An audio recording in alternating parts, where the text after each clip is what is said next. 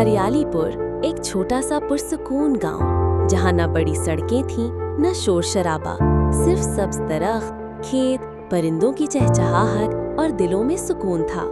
यहाँ के लोग सादा मगर एक दूसरे से जुड़े हुए थे। इस गांव का मुहाफिज रघुनाथ एक उम्र रसीदा लेकिन निहायत चुस्त बुजुर्ग था। उसकी चमकती आंखों में एक गहरा दुख छुपा हुआ था जो सिर्फ वही जानता था। रघुनाथ का बेटा अर्जुन बहुत साल पहले सिर्फ 8 साल की उम्र में गांव के पास वाले जंगल में खेलते खेलते गायब हो गया था। कई दिनों की तलाश, पुजारियों के मंत्र, दुआएं सब बेसूद रहे।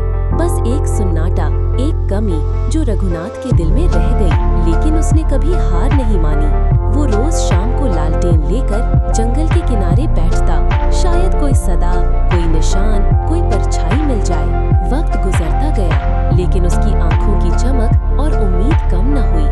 गांव के बच्चे उसे लालटेन वाले दादा कहकर पुकारते थे, जो रात को भी जंगल की तरफ देखते रहते थे। कुछ लोग कहते वो पागल हो चुका है, कुछ कहते कि ये बाप की मोहब्बत है जो कभी खत्म नहीं होती। एक रात जब आसमान पर बादल छा गए, बिजली कड़कने लगी और बारिश बरसने लगी। पूरा गांव अपने घरों में दबका बैठा था, लेकिन रघुनाथ ने फिर वही आवाज सुनी, बिल्कुल वैसी ही जैसी उस दिन सुनी थी जब अर्जुन गायब हुआ था। वो लालटेन उठाकर बगैर कुछ कहे जंगल की तरफ चल दिया। जंगल में तेज बारिश के बीच उसे एक धुंध में लिपटा बच्चा नजर आया।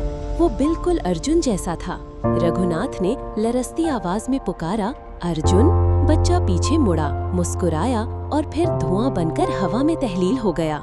सिर्फ वो लालटेन रह गई जो अब जमीन पर पड़ी थी। अगली सुबह जब गांव वाले उसे ढूंढने निकले तो जंगल के किनारे सिर्फ वही लालटेन मिली। उस पर कुछ अजीब अल्फाज कंदा थे, मैं अपने बेटे के पास हूँ। इस दिन के बाद रघुनाथ कभी नजर न आया, लेकिन ये कहानी वहीं खत्म नहीं हुई। आज भी जब गांव के बच्चे रात को सोने से डरते हैं तो उन्हें ये कहानी सुनाई जाती है।